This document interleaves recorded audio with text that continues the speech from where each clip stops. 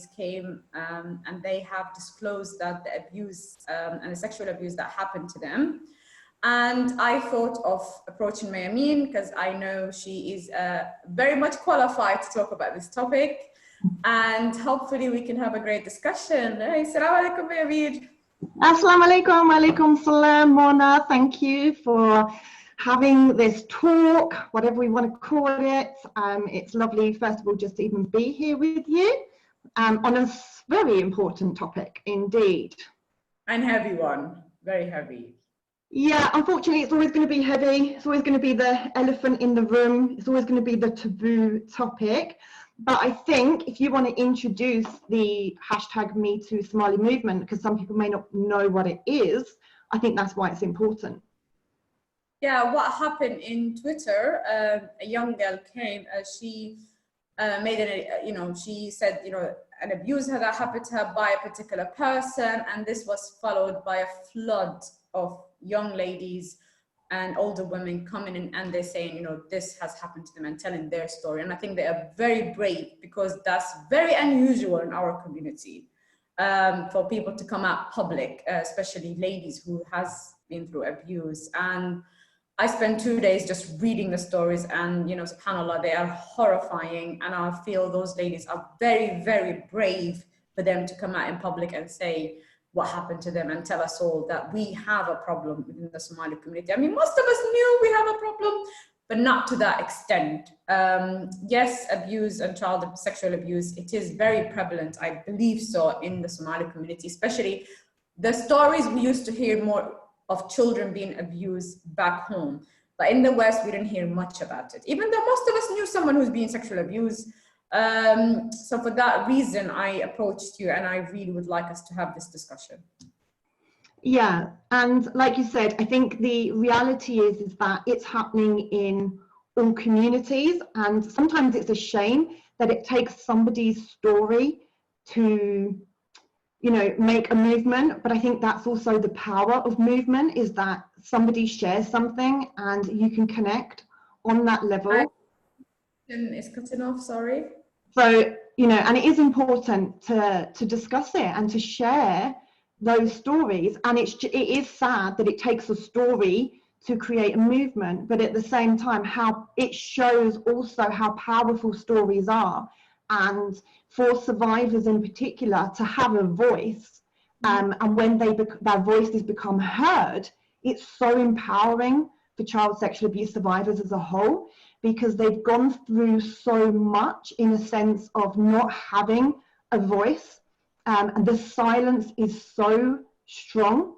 But then worse so when you can't share that with anybody because you're so scared of, one, whether you're going to be believed, two, what are the consequences of talking to even a friend about that, and we're not even talking about being believed. We're talking about the shock factor that can come with hearing I've been sexually abused, because it's a taboo topic. It doesn't matter how many times we say, well, we know it happens.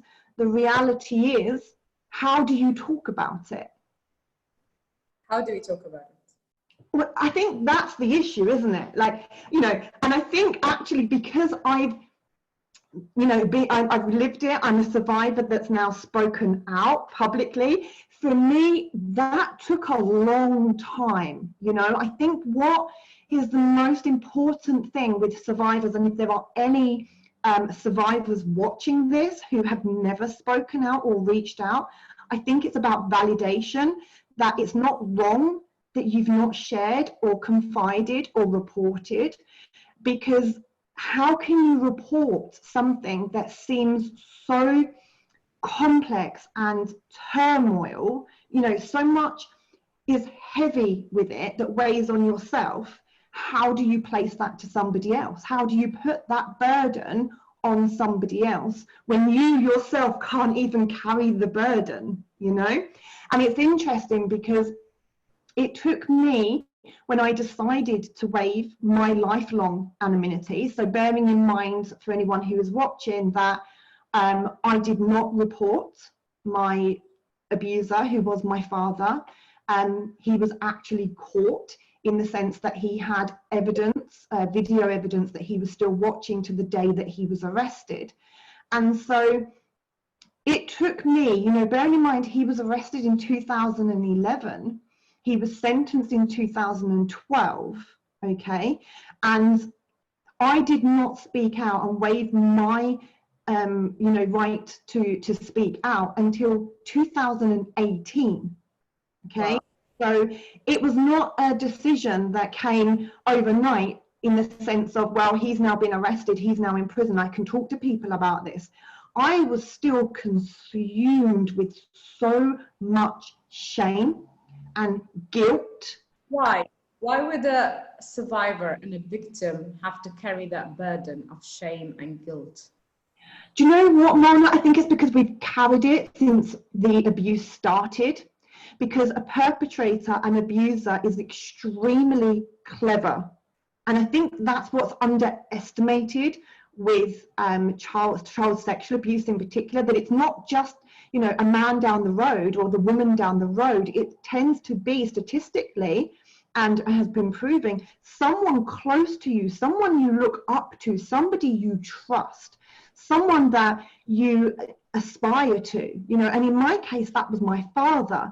At what point was I to, one, break that love, trust, and sincerity to the man who should be the one that I trust, love, and is sincere to? So it's extremely complex, and I think it takes a long time until you can disconnect the love versus hate relationship that you have with your abuser.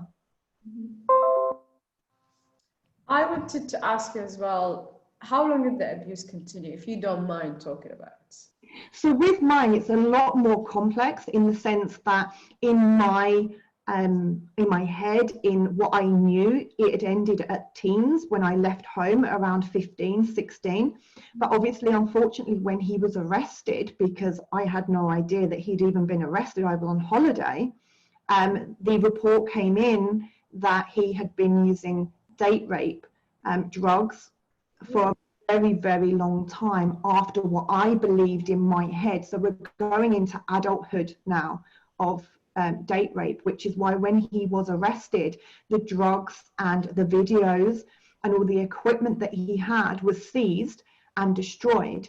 So in his sentencing, which has been made public, you can see the guidelines that he also got a sentence added for the drugs, for what he was using. So this is where my story in particular is probably a little bit more complex, but at the same time, it shows you the deceit and the power that is used by an abuser. It's not something that comes quickly and ends quickly. And so could you then imagine how trivial that is for a victim to even understand? It is very complex. And people might ask, what was the role of your mother? How did she not know? You know, that's another complex story in itself, in the sense that my mum, when she met my father, was obsessed and besotted and was in love. You know, he is a perpetrator by birth. He knows how to groom women. He knew how to groom the community. The community either hated him or they absolutely adored him. You know, he was a Jekyll and a Hyde. And her role played in that was, one, I could say, a victim at some point, but then she became his coercer in another point, because there became suspicions that, you know, she knew and she didn't act as a mother should have acted. And for that, I disconnected from her in 2013 when I reconfirmed my suspicions. And, you know, it's hard to, when you have a family member, whether that's an aunt, uncle, cousin, brother, you name it, if you have a family member who is abusing you, how do you turn to the other family member? You know, it makes the situation even harder. Now, I've worked with cases as an advocate where we have had the opposite parent you know, so supportive in shock and horror, but supporting their daughter or their son. But you very often also find that the family network, the family circle, will disconnect from the abuser, and that's what makes it hard. And so we have to be careful when we encourage reaching out and speaking out. What is the support system in place in order for that survivor to do so? I have one case, a young lady has reached out, and I hope she's watching, and she said, I can't go into a lot of details because it's still confidential. Basically, one of her siblings raped her, and the mother and the father knew, and they both dismissed it, even though they literally knew what was happening. They made sure it didn't happen again, but she was the one who was to blame. The brother literally had no consequences, literally what happened. The mother has continued to physically abuse the daughter because she was so scared she will go public. And in our community, we really terrified of what people are gonna think and the consequences. So the mother continued abusing the daughter physically, so frightened the hell out of her so she would not speak out. When she became an adult, she told her mother, you know, what you did was wrong and I will never forgive you. The mother is so narcissistic, she still denies it. Right. That girl is so confused because A, her trust was broken with her parent. 2, her sibling, you know, her brother, she has no relationship with him. And 3, she just left abandoned. Okay. Yeah. And that's often what will happen. If you have a support system in place already, then that's fantastic. But you will also find very often that how does the survivor even know that they have a support system in place before they speak out? You know, this is where the community as a whole is failing. Oh, we are failing damn well, love. The Somali community, not all, I don't want people to attack me, but we had recent cases just the past 2 months in Somalia, children getting raped. People, it's horrendous. I don't want to go much to do it, but we still at a very early stage in addressing this topic, very, very early stage. And this is, you know, such as this program that I wanted to, you know, talk about it in public and, you know, get that support to victim and tell them that it's not your fault and the community should be supportive and we should not be shaming you. None of this is your fault. See, the problem that you're going to have, and it's with all communities across the board, and obviously Somali community in particular is the topic of discussion for today. But for those who are watching, don't underestimate the community as a whole. This is not picking on one community. Just as when I spoke out, it certainly wasn't picking on a white British community. It's communities across the board. And the issue that we have is the talking about it, and then if a survivor does speak out, if there's even a sense of backlash that's going to kind of, you know, stunt the tongue of anybody else. And so it's very important that we look at our terminology when working or trying to encourage survivors to speak out. So I'm just checking comments in the live comment on Facebook, and yeah, please, sisters or brothers, if you're watching, put a comment in there and I will try to answer them when I see them. So following on from what I'm just saying, Bilan has said, when an abuser refuses to talk about it, what should we do and how should we respond? And this is exactly what I'm going to say about terminology. Because if we are pushing too much for a report, speak out, we can report you, we can make you safe, then you've already kind of backed the survivor away, the victim away, because instantly she's thinking, or he's thinking, I have not even got that far to thinking about report. All I'm trying to do right now is internalize and process what has happened to me. So terminology is so important. Let me give you an example.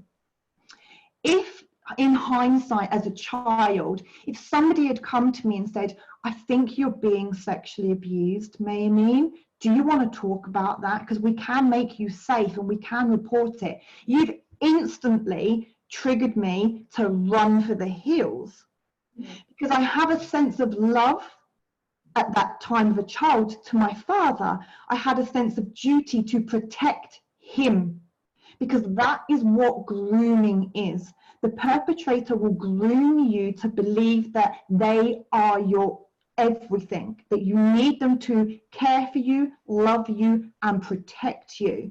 You know, they will use tactics of love and aggression. So you can never ever just go in heavy-handed. It's about being a support system. And if an abuser, or somebody who's been abused, refuses to talk about it, you just say, that's okay. I believe you, I hear you, and I am here for you. Because you cannot push something that is so out of their boundaries already to try to get them to speak out.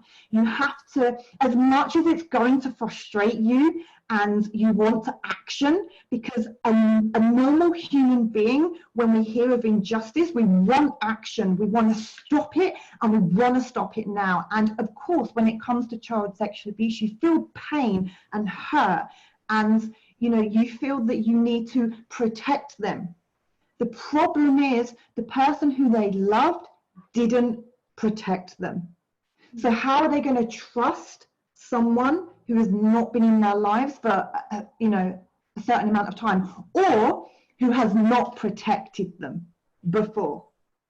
You know, I'll give you just very quickly another example of a very close friend to me who said, why didn't you tell me? I loved you, I was there for you, I watched you grow up. And I said, how can I tell you when the person I love so deeply was hurting me? Who are you in the frame of family, you know, talking about family child sexual abuse? Who are you in comparison to my father? Do you understand, Mona? Gets me quite emotional, sorry. Sorry. Only say what you're comfortable with. Yeah. Right. What advice would you give the victim? I don't like to call them victim, they're survivors, who would like to tell someone. There was a girl, actually I read her story. She's 19 and she was abused by her father continuously. And he was blackmailing her that if she doesn't accept it, he's gonna go and do it to her younger sisters. So she just put up with it. Her mom was not aware at all, and he kept threatening her, if she ever tell anybody, you know, he will do all these sorts of things. And now she said she's going to university, so she's relieved and happy that she's leaving that environment, but she keeps thinking about her siblings. What advice would you give her? See, this is a really, again, complex one, and we have to be careful when we try to, in a way, I'm going to be honest and say victim blame. So when we try to say, well, you're a victim, now you have to protect somebody else, because unfortunately they couldn't protect themselves. So the burden of protecting themselves, and now they've got a burden of protecting others. You will not believe the turmoil and the, I don't even have the words for it, that a victim will go through at the thought of leaving behind a family member, or not even a direct family member, leaving their nieces or nephews around somebody who they know can abuse them. So for this particular sister who is, you know, who's going through this, it's about what protective factors can you put in place? You know, is it a case of you can speak to somebody and warn them? Again, telling, the minute you tell somebody, you're going to be accountable for what you disclose. But it's important that, you know, I'm not going to victim blame and say they have a duty, because they couldn't even have a duty to themselves, let alone to other people. Get what I'm saying, Mona? You know, that's how complex this is. It's not a case of saying, well, damn girl, you need to now protect that sister of yours, you know, because you've already just highlighted, Mona, how strong protective is. She allowed herself to be abused to protect anyone else being abused, right? That's protection. And if there is anyone who can connect with that, who watches this, please don't ever feel that you didn't do enough to protect those around you. It's hard enough to protect yourself, let alone the burden of others. But what you can do is What protective factors can you potentially put in place? Are you at a place of readiness to speak out? Can you speak to an elder? Can you speak to someone that you trust and just say, look, I'm worried about my sisters? And then that opens the conversation, because you can't just go to somebody and say, Mona, can I just speak to you a minute? I'm going to university and you don't know nothing about my situation, right? And I'm saying, Auntie Mona, I'm off to university, but I'm worried about my sister being sexually abused. You're going to be like, whoa, hold up, what? Or you could be, that's absolutely insane. What on earth are you talking about? So you've got the double-edged sword of a reaction. So I don't like personally to ever put a duty on somebody else to protect the sister, the brother, because it's so, like, it's too complex for me to be able to say that. What I would say is that if somebody feels that or is going through that, then reach out to someone who has lived experience, to somebody who is like yourself, supportive enough to say, do you know what, I'm not here to throw you in the courts. Yeah, I'm not here to chuck you in the police station. I am here to listen to you. What do you need to do? What do you need me to do? What do you want from me? And that's how we build a safe community support system. And that's how we get disclosures. That's how you get reports, because you can't make someone feel safe with you if you don't give them safety. So how do they heal? What's the first step to healing? Did you not see my video on how to heal? That the $1 billion question is how to heal. And you know what? I wish I had the answers, but I don't. And that's the reality. What I can say from experience and now having healed to a certain level of abuse. Now, what you have to remember is that when you are a victim, for want of a better word, you don't think about healing. Okay? When you're a victim, you are still too high alert. Your brain is constantly in security mode, safeguarding mode. You're constantly trying to activate a level of survival. So in victim mode, you can't even begin to think about healing. Healing begins when you have gone from victim mode into survival mode and then into recognition of I've suffered mode. Because when you start to recognize suffering, that's when you start to really feel the pain, and then you start to say, I need support. I need to talk about this. I need to open up. But while you're in survival mode, it's such a hard place to heal. So the way that like I said, you know, I didn't speak out about my child's sexual abuse until my father, a couple of months before he was being released from prison. And that's what made me speak out, because I got the phone call to say, we're releasing him from prison. He'd served 6 years out of 10 years. That phone call was just like, you can't do this to me, you know? And that's when I made the decision. Sorry, so that triggered you to speak out, but why? Why? Because I'd gone through a process of trying to rebuild my life whilst he was in prison. Trying to understand who I was whilst he was in prison, trying to gain back some power and some control whilst he was in prison. And now you're ringing me to say, hey, he's on his way out. And all of a sudden, I went back to childlike mode. I had no safety in place. I felt like I'd lost control again. I had no power. He had won. He was being released from prison, you know. There were many, many nights, don't worry, where I just prayed that I'd get a phone call saying, your father's dead in prison, so I could get on with my life.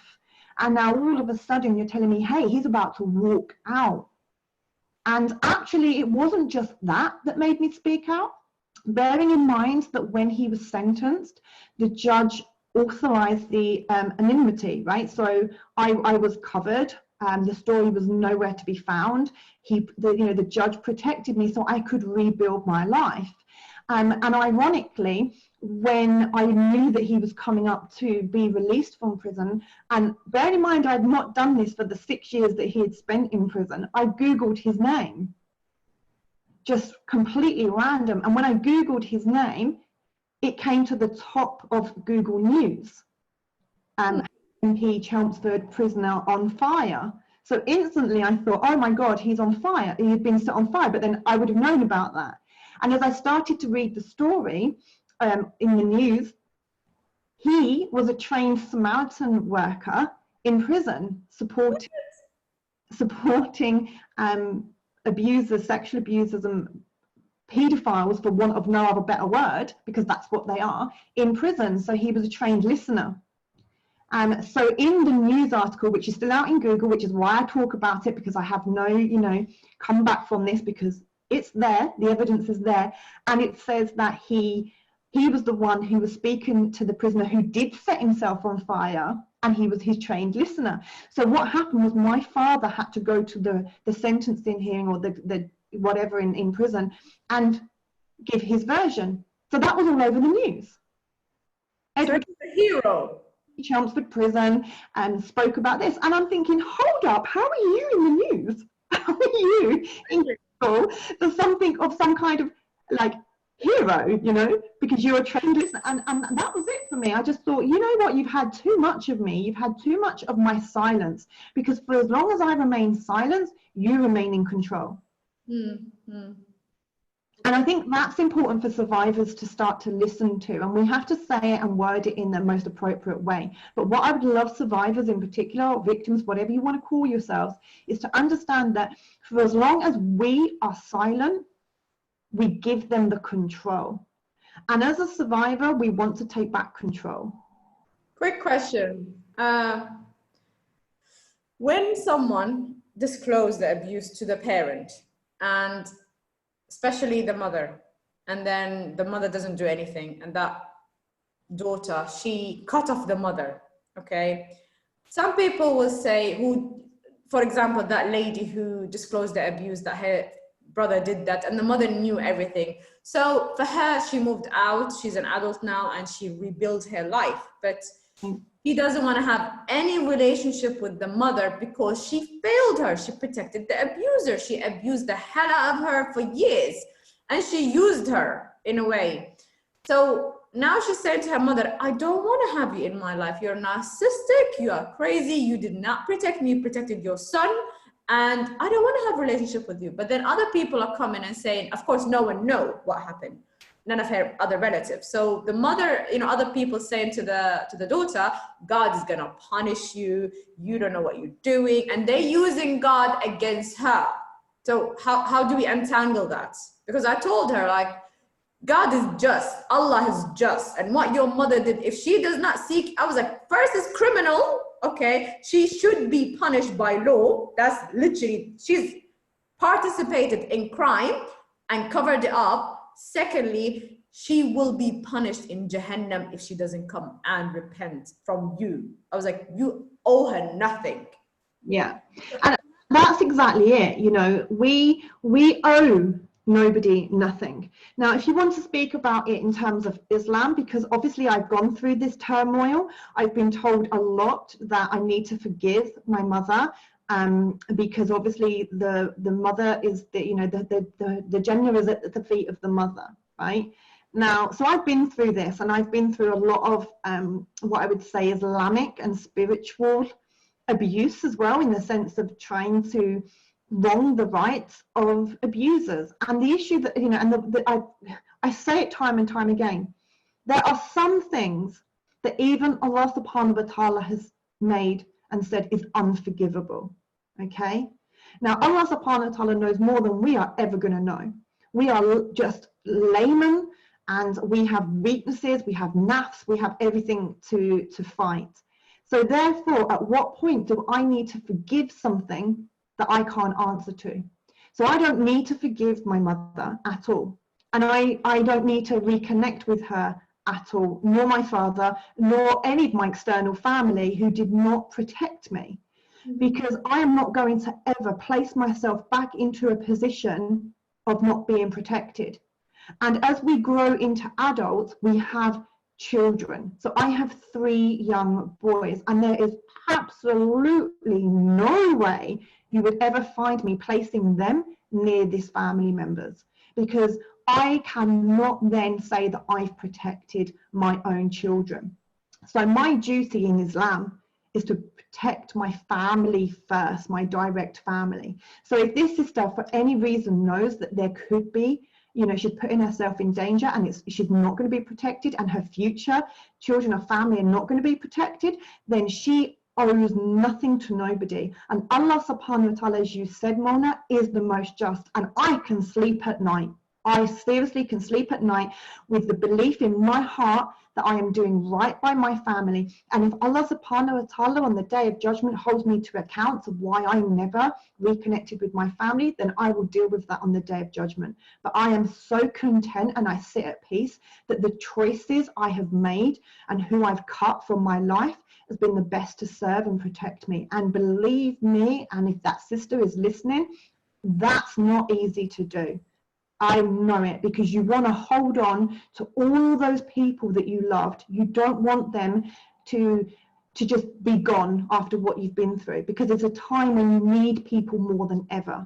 But they are toxic people, and absolutely no way would I ever encourage any survivor or victim to be reconnecting with anyone that's connected to a perpetrator. Absolutely not. And like you said, it's criminal, but the issue that we have when it comes to external members, just like with my mother was arrested on the day that they arrested my father for child neglect, but they didn't have enough evidence to pursue it, so they released her. Did she ever apologize? Absolutely not. Absolutely not. How did that make you feel? Again, that's the issue. You know, she stayed in the family home where all the evidence was found and all the videos and the shrines and everything. She, you know, she made herself clear. And so for me, there was enough evidence in my own heart, despite me trying to fight that and trying to get the mother love that I never had, that I thought he had stopped, that he, you know, he had created these barriers. No. So sometimes we are naive naturally as survivors. I remember the day that I came back to my mum's house when my father had been arrested, and it was, and all I wanted was a hug from her and her to say, I love you and I'm going to save you and this is it. I didn't get that. So I had another part of trauma added onto the layer of trauma. And so I fought for that for a good year. I fought for that. You know, I ended my relationship with her in 2013. He was arrested in 2011. You know, I moved back into the family home to rebuild a relationship with my mum. Sometimes you have to accept that these people you love do not love you. That's very hard. It is hard, and I guess that takes us back to why we're doing this topic, this discussion, because we have to build a support system that is not just about blood, right? It's just not about blood family members. It's about community members raising their voices and becoming role models for their community, so that, you know, sister, you know, Shahira down the road, she knows that Auntie Mona, who she may not be blood linked to at all, is somebody that maybe she could speak to. Maybe she'd understand me, maybe she'd get me. So this is about building a community. I always say this, it's about raising a platform and building a community of role models. Yeah, young girls too, not just older girls, young girls who can, you know, there will be one of your daughters, whoever's watching, or your son, friends with a child abuse victim. Absolutely they will. But it's about then teaching our children how to respond to others' traumas, right? So like with my sons, you know, I want them to be able to listen and not mock others. Or if a friend comes to them and says something's happening in my life and I want to talk about it, I want my son to say, I'm here, I'm listening, you know. And unfortunately, we are so scared of this topic that if we can't talk about it, how are we going to educate the next generation to talk about it?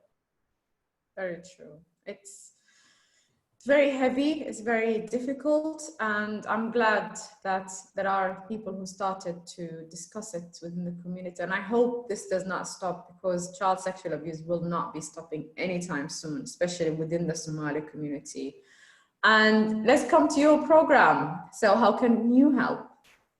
Okay, so obviously we were talking about the whole Me Too Somali movement, but there's been so much awareness that's been created from it that it's about actually opening the spaces for women or even child victims to say, where can I go? You know, so it's all good when we have an activist approach, and I've talked about this before on the Honest Tea Talk, where I've said about the activist approach when it comes to something like this and you want to support survivors or victims.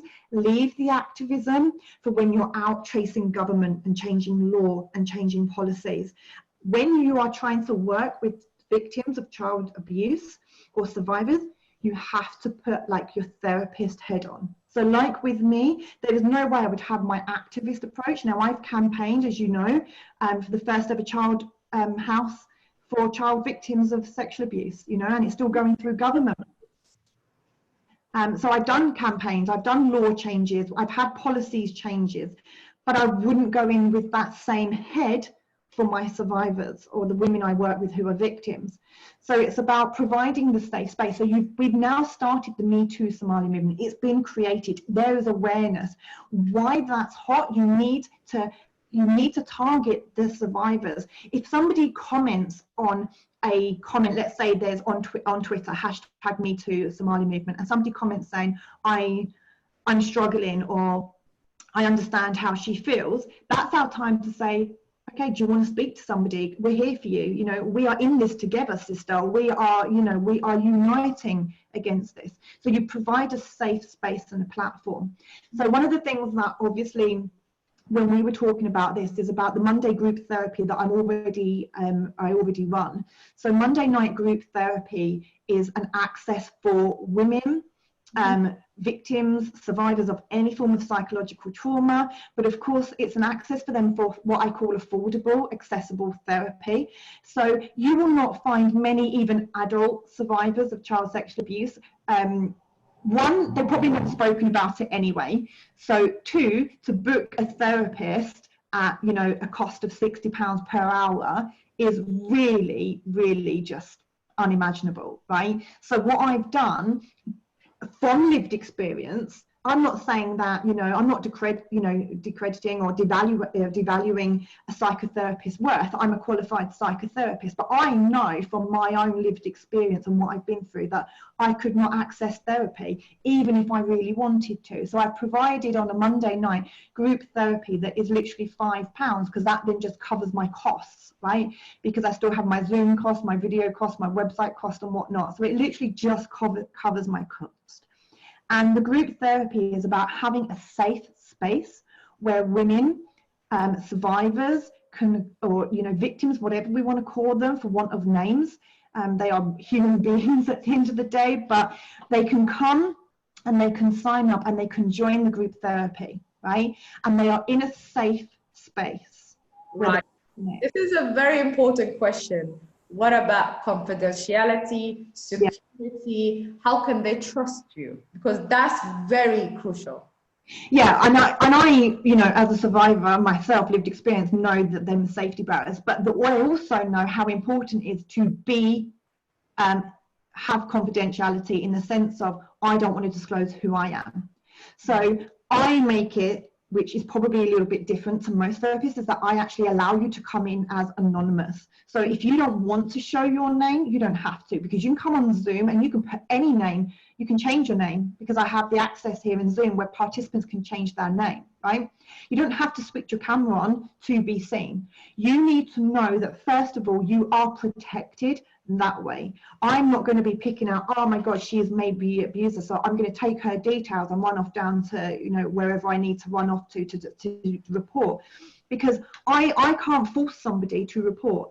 And even the police will say that we can't force someone to speak out, we can't force them to report. So they can remain anonymous, which gives them that satisfaction, I think, and that safety feeling of actually I can just come. Because we need to have that anonymity at certain points, because we may not be ready to disclose, but if we can come into a safe space where we're not seen, but we can just sit and listen to other women sharing and being supported and comforted, that's how you step up the process to allowing a disclosure. Also, like you said, confidentiality. So none of the Zooms are like, you know, the group therapy sessions are not recorded. Like I said, they can come, they don't even have to speak if they don't want to, but they just want to feel that they're hurt, or that they've got a safe space, that they don't feel isolated. And the group therapy is not about disclosures. So there is absolutely no way I will be saying, what's your name and why are you here? We actually started with an icebreaker, like, you know, you've experienced a little bit of it, the rose, the bud, the thorn. So share something that you're feeling good about, share something that you're feeling. They don't need to talk. They don't need to talk. Okay. Sometimes you need to be in a space where they know that others have been through something similar, because you know, human beings as nature, we are connectors. We have to connect to other people. And if you've been through any life event of trauma where you've disconnected from people and you feel, you know, distrust from people, to just sit in a space can reignite that feeling of safety. Someone cares for me. And as human beings, we need that. You know, that's a basic emotional need. So it is, you know, it's confidential. You can come in anonymously. You can reach out separately. You don't have to speak if you don't feel comfortable enough to. You can even, you know, I've had one group therapy sessions on a Monday night where someone's in the group therapy and they're privately messaging me on chat, you know, and they obviously, the idea of group therapies is they do engage, they do interact. Eventually they start to feel safe enough to engage with the conversations. But they can type. But they can type, you know, they don't even have to speak. We don't even have to hear their voices. And it's a platform, and it's an access that can just help someone who's feeling very, very unsure and unsafe to have that safety. And one thing I want to reassure again, Mona, is, you know me really well, to know that this is really strong for me as an advocate and a therapist and a survivor, that it is lived experience. It's survivor to survivor, right? We hear you, we know you, and we feel you. We are not coming from top down, you know, we're not coming from not understanding. You get what I'm saying? So, you know, the Monday night group therapy is an access. Now, if there are people, survivors, sisters who need to reach out, you just email me, right? You can just email me, info@mayameenmeftahi.com. You can say that I need some support. I've watched the video, or I've heard about you. I need something. And like I said, we will make it work. You know, whether it's via group therapy or it's just a listening ear, we will make something work. And for me, it's very important that your video, the interview that you wanted to do with me, is about having an action as well as talk. You know, it's important that we have a catch at the end, is that you have somewhere to reach out. You know, I am here, I am waiting for you. I have been there, I have done that, and I have an open heart ready for you. And I have done one of your programs, the trauma program, and it was an eye-opener. I absolutely enjoyed it. It was self-discovery. She does run another program, the trauma program, on every few months, a 7-week program. I wasn't sure initially about the program, but oh my God, I did not know I carried so much trauma. Oh my goodness. And it affected my behavior a lot. And that was, I wouldn't say healing, but you gave me the awareness and the tools, and I know why I'm behaving that way. And it was just amazing. So I would, you know, urge anybody. It's very affordable. Is it 100 and something? Yeah, there's actually 2 levels of it. There's the 177 for those who are in work and can afford it, and then we have the concession fee, which is the £97, which you can pay in installments. So you can pay that every couple of weeks. So it's affordable in that sense. But yeah, and I'm glad, thank you Mona for mentioning that. I'm glad it's worked for you, because it is about, like you said, it is about creating awareness. Now, anyone who has been through child sexual abuse in particular, they are not aware even of their own body. You know, trauma is trapped in the body, and so you have to start becoming aware of how you respond and what's created the behavior. You know, angry children are not just angry children, okay? Highly sexualized children have not just become born highly sexualized. Okay, there are so many signals and so many things that we can be looking for, and also because I think I'm not sure if it's comment here or comment that's come through my phone, is that talking about signs and signals. You know, how do we know if a child's going through it? You know, you can't know, because we as children, we can protect that so that you will never have a clue. However, we will play up in other ways, right? So maybe we'll run away from home. Maybe we will be playing up at school. Maybe might be a little bit flirty around boys, for example, because we are in that entrapment of highly sensualized, as well as being in survival. Sorry, I'm just going to read one more comment from Sister Spur, just to make sure that we haven't missed anything. So many victims up there, especially Somali community, but they're scared to come forward because they believe there's no confidentiality, and they're scared because they believe their name will expose, which is sad. I'm hoping people will need to stop judging. Yeah, so again, you know, just reflecting back on that, it's about like what Mona and I were saying about the group therapy that I run on Monday evening. You don't have to come forward with a name. You don't even have to show your face. You can come into the Zoom completely anonymous, because we need to be able to provide that safe space and that security system for survivors. And it's really then important, like you said, that they are not exposed. Because that's another issue that we have within a community, and clearly from the Somali community as well, as has just been mentioned, because then it creates a judgment, and we can then, so we then need to be the voice for the victim. If that sister in your community, Mona, in the Somali community, is so terrified to speak up or expose, then you need to be the voice for the victim. And everyone who's watching, you have a duty. You have the duty to be the voice for the victim, not the victim. How do we be the voice? Like I said, if somebody comes forward and speaks to you and discloses to you or says they need support, you work with them. What do you want me to do for you? You tell me, because child sexual abuse survivors have never had choice. They did not choose to be sexually abused, right? So therefore they need to be, again, it's all about terminology. You need to make sure that you say, what do you want me to do? What do you want? So you give them back that choice.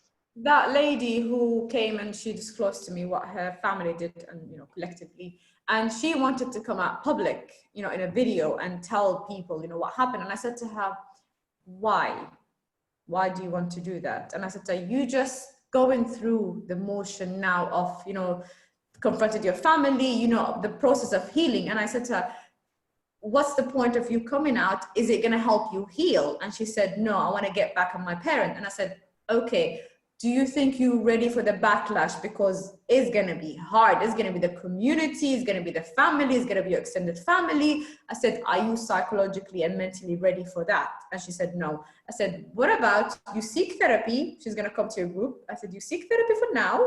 See how you feel, okay, work through all your emotions and what happened and internalize it and recognize it and get through the stages, and then see how you feel. And she was like, I'm so angry, I need to get back to them. I said, but you can actually make it worse for yourself. Let's work on you, work on yourself, and then see how, you know, when you reach a good place in your life, see if you still want to do that. Yeah, I'm so glad you've mentioned that, Mona. This is huge in the sense of what are your reasons for what you want to do. And the reason I say that as well is because people will often ask me, do you regret speaking out? Now, there will be times where I will say yes, absolutely. Because it comes back down to the intention of why I spoke out at that moment in time when I was so emotional, when I was so needy. So there are times where I will look back, and when you make something public, which is why we have to be very careful about pushing survivors to speak out and be public and make books and write this and write that, you have to be extremely careful, because the intention behind it can come back later on in life. And if they don't want to have that re-traumatizing circle all the time, then they can't escape it, you know. Alhamdulillah, I spoke out, I believe, for very good reasons, and I'm confirmed with that, but there are still days of regret, because when I have my Channel 5 documentary come back up and the producers will text me and say a year later, oh, by the way, Mayameen, your Channel 5 documentary is about to be aired, you will not believe what I go through in those days leading up to it and the 2 days or 3 days after it, you know. So you have to, like you said, be aware. And if it's for revenge, then again, you have to be really careful, because even encouraging a survivor to speak out for revenge, name and shame and expose, could actually jeopardize any potential future case of reporting and sentencing if they were to be caught. So you have to really... I wasn't aware of that. There are a number of girls who, when they went out public, they were literally naming their abusers, their alleged abuser. I can't say, you know, the abuser, the alleged abuser, and they put in photos, addresses, like videos, you know, things on social media. So that would actually jeopardize their case if they want to go formal. Jeopardize a case. It could also come back to being slanderous, and they could then be sued for, you know, you see this happening in the news all the time, where somebody has accused somebody of rape or abuse, and then the next thing you know, they're the ones being shamed, the actual accuser, and the one who didn't. Because you have to be really, really careful with this whole naming and shaming thing. But I get it, because you really want some kind of power to come back, and naming and shaming and exposing just seems the most easiest way to fulfill the need for revenge. But you have to be really, really careful, because again, if the police have not been involved, then it's just your word against their word. And like I said, we've had cases. So I've worked with women as an advocate, independent professional advocate, where I've stood in court with victims, and I've had a young lady in particular who had named and shamed and exposed, and then when it went to court, they literally floored her credibility of who she was, and it was so distressing, because there was no evidence, unfortunately. I know, I've watched videos, I've watched other interviews, people saying, but we've sentenced someone from 50 years ago. I'm telling you as a professional, and I'm telling you as a lived experience, that yes, we can convict historical child sexual abuse. But I'm also going to be so real with you and tell you that convictions in these cases are quite rare as well. I'm not saying they don't happen, but they are quite rare. Because very often, as we know with rape as well, it comes down to what you rightly said, Mona, previously. It's sometimes a he said, she said case. And that can jeopardize a survivor's potential healing. So revenge can be in many, many ways. And it's how to revenge is why you need to seek support, why you need to, like you said, access therapy, why you need to make sure that the people you are speaking with are trained, as well as lived experience, if that helps, because lived experience can't be any other experience. And then you make the decision of what you want to do. And this is why we have to be careful when it comes to child sexual abuse with an activist approach, unless, like I said, you're out there campaigning for law and change policies. But when you're trying to work with survivors, you need to make sure that everything is in place, because if they do finally find the strength to report and it all goes wrong, that is so damaging for a survivor to go through. And it's, I've worked with many, and I mean many, there are sisters who have openly, said on publicly and come to me and said, I didn't get justice. There was no further action, and he's still walking. And that is the most painful experience that anyone can ever go through. And I'm not going to lie and say I understand it, because I don't. Because I didn't need to do anything. I didn't need to go into a police station and be interviewed. I didn't need to be searched, bodily searched. I didn't need to do any of that. So what I'm saying is, from my professionalized experience of working in courts and working with victims, is that, there is a time when you're ready to report. And that's when we can all stand with you, like the Sister Sabed said, about making sure no judgment, making sure no shaming comes with that. One more question. If someone who went through child sexual abuse and she got married, did not disclose it, there's two scenarios, okay? One, that person, because it's big in our community, you have to be a virgin, when you get married, blah, blah. So if a survivor, she's been through that, never told anybody, want to get married, she's not a virgin, what can she do? Just saying. I know it's a very difficult question, but it get thrown around. Okay, what do you mean by what can she do if she's... Like, does she tell her future husband? No. Or she doesn't? No, and I can't remember the story Islamically where I've seen it about, so I don't want to quote things unknowingly, but there is that, and I will have to search it out and we'll have to add it to the post somehow, or the video somehow, about how, when there was somebody that went up. Sorry to interrupt, but if she's not a virgin, he's going to accuse her of sleeping around. How is he going to know that she's not a virgin? Yes, so what did she do? He is going to know. What, he's going to test that? Like, this is the issue that we have with like a whole another topic is about the high breaking, and are they virgins, and how do we know, and if they don't bleed then they can't be a virgin. I mean, you know, but that's some of the fear those ladies can have, like, I'm not going to get married because I'm not a virgin, and that, you know, not built. And yeah, exactly. And she's like, how will we know? Yeah, Islamically, we don't have to disclose anything from our past that could harm or hurt anyone. And I was trying to remember, but it just went blank. There was a story or something mentioned in Islam about somebody who went, I think maybe spoke to Prophet Muhammad sallallahu alaihi wasallam, or spoke to somebody about, should I tell them about what I did in my past or whatever? No, first of all, you don't have to Islamically. Second of all, how would he know that your hymen's been broken unless he was some, I don't know, right? But yeah, we have lots of myths, we have issues within our communities about this stuff that it's just ridiculous, and it's just like a whole sorry, it's actually brainwashing. It is brainwashing, right? So she doesn't need to tell him, okay? Now, it's a tough one, because I get asked this a lot. Should I tell my partner? Should I tell my husband?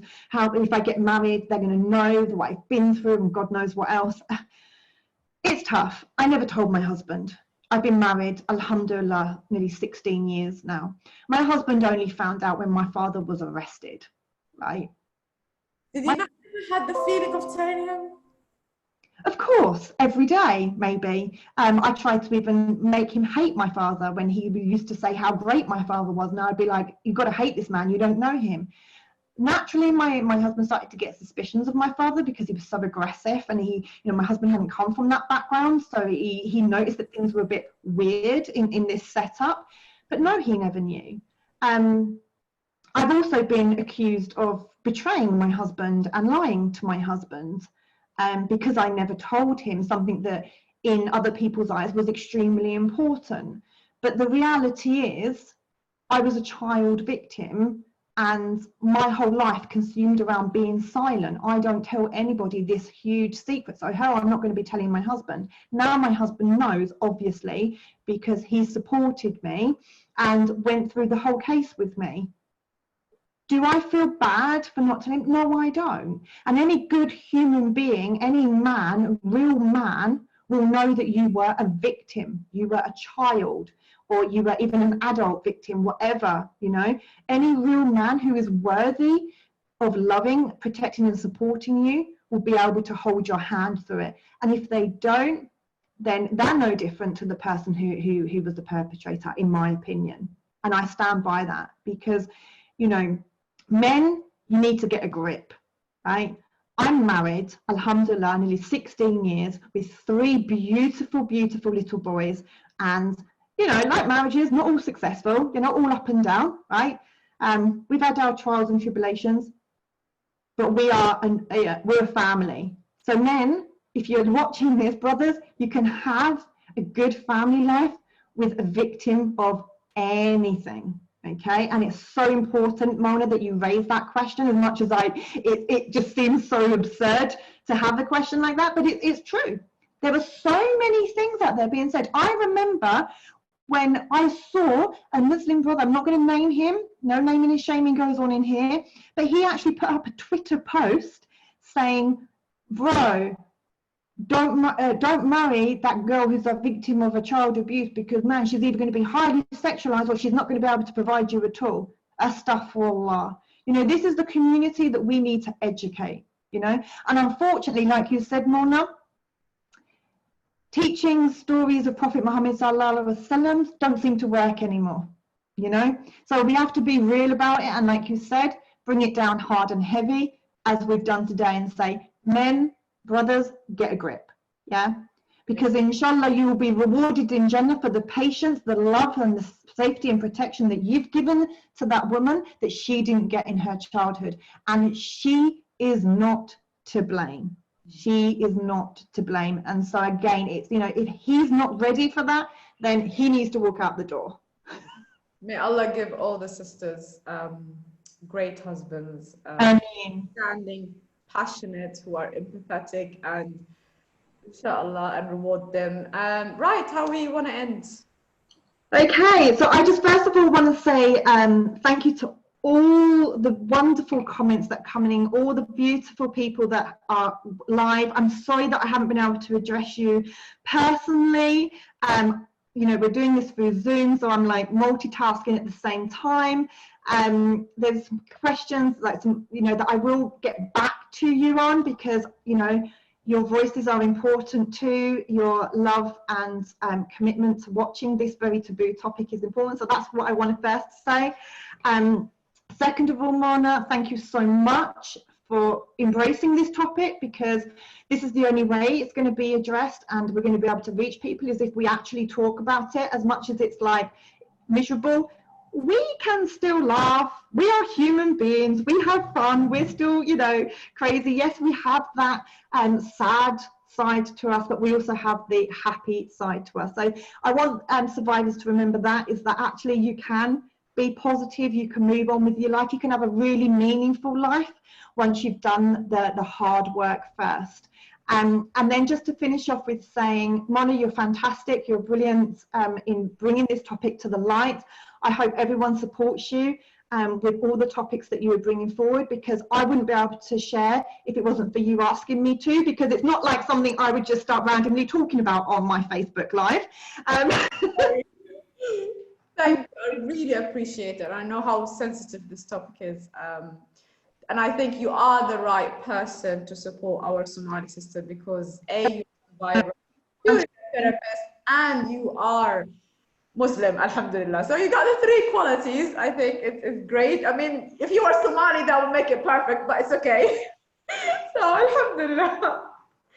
No, alhamdulillah, mashallah, you know, Allah subhanahu wa ta'ala, when the traumas happened, when my life story turned upside down and I had to speak out, my father got arrested, whatever was Allah's will, you know, it was all in the plan of Allah.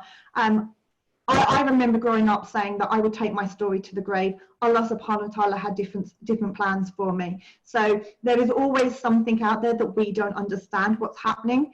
You know, we can shine, we can grow, we can heal, most importantly. So if there are any survivors, Somali survivors, my African sisters, my sisters in Islam, who need to reach out, like I said before, I am here for you, I hear you, I feel you, I see you, your voice is heard and validated, and you can reach out, you can email me again.